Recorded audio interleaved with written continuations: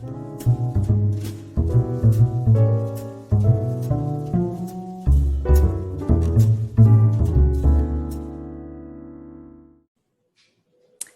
I'm Karen Templeton, Director of Communications with the Office of the Provost at UAB, and today we have Amy Chatham, Director of Service Learning and Undergraduate Research, and Gareth Jones, Assistant Director for Service Learning and Undergraduate Research.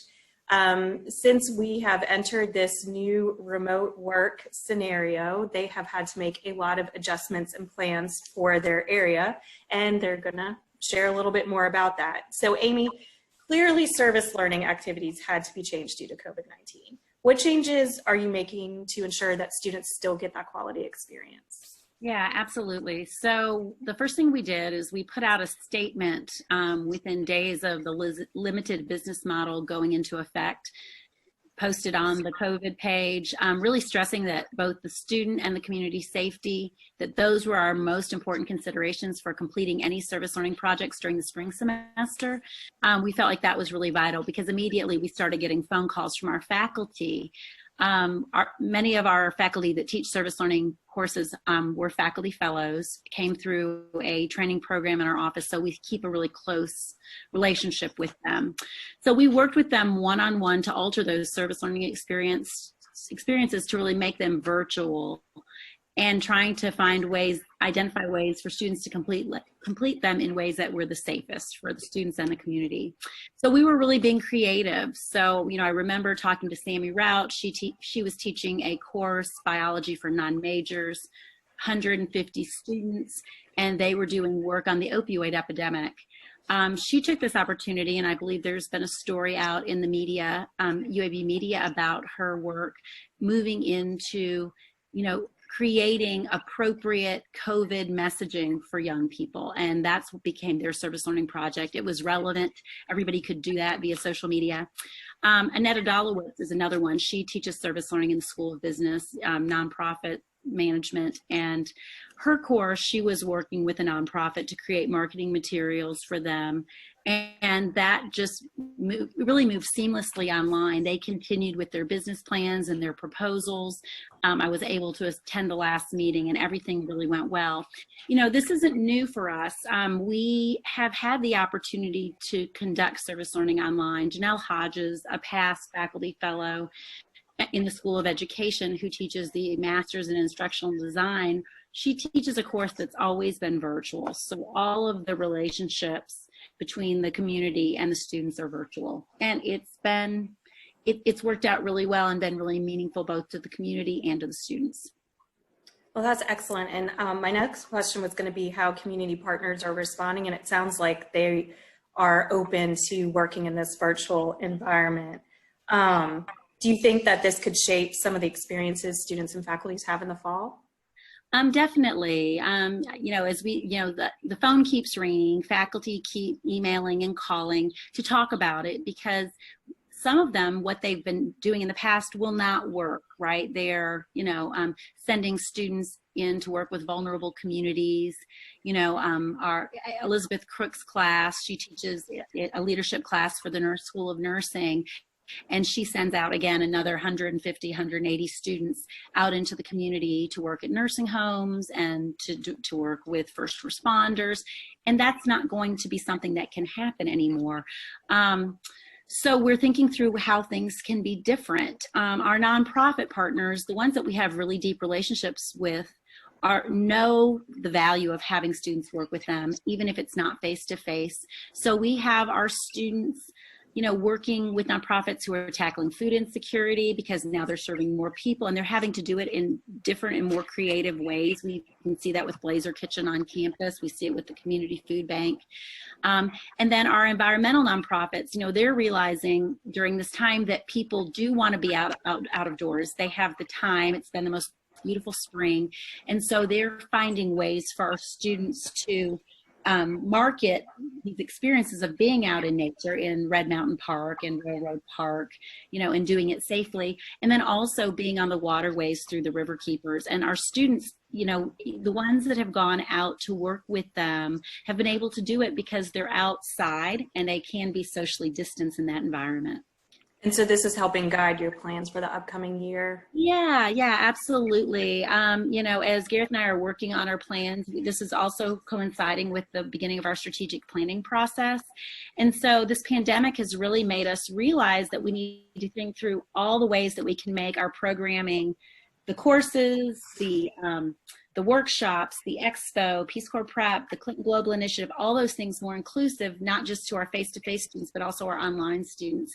And with the new core curriculum just having been voted in, where they're going to be including the high impact practices of service learning and undergraduate research, we really want to be sure that these are inclusive and that they are mutually beneficial experiences for both our students and for the community, and that everybody's safe while we're doing it. So we're taking it all into consideration.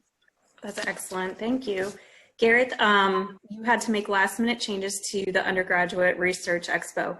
Can you tell us a little bit about how you managed that and how it turned out?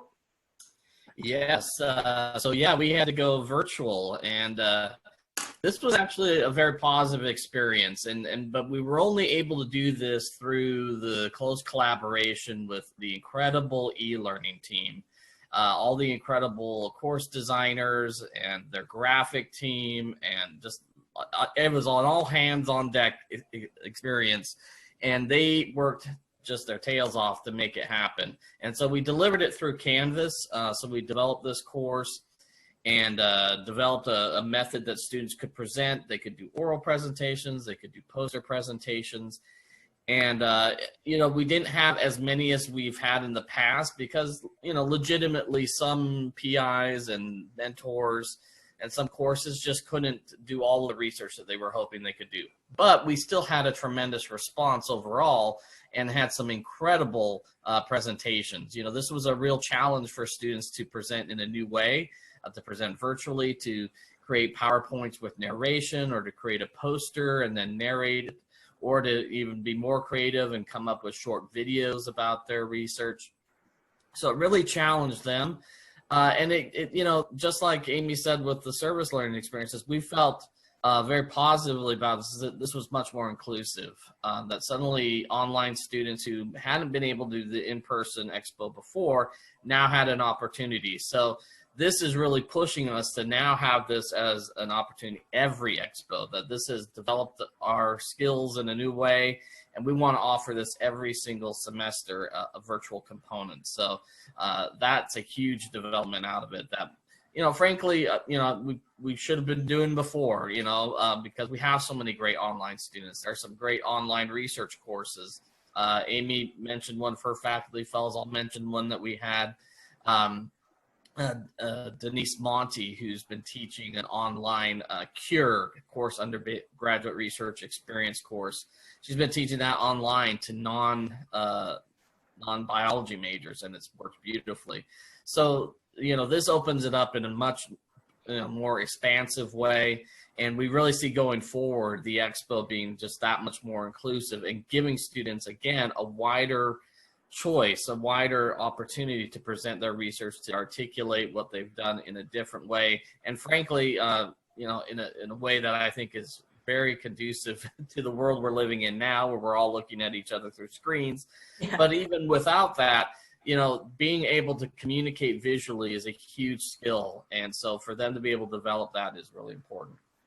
I love that you all have looked at this as an opportunity. And speaking of that, I wonder, are there new research opportunities you're seeing for undergraduates amidst this COVID-19 pandemic? Yeah, so I think, everyone's had to change their perspective considerably and look at all the different aspects of research. So, for example, a lot of mentors kind of switched their perspective, and instead of doing, obviously, in-person lab type of research, that they went to like lit reviews or journal clubs or how to get published. I mean, all sorts of other things that are part of the research experience, but can be delivered virtually very easily.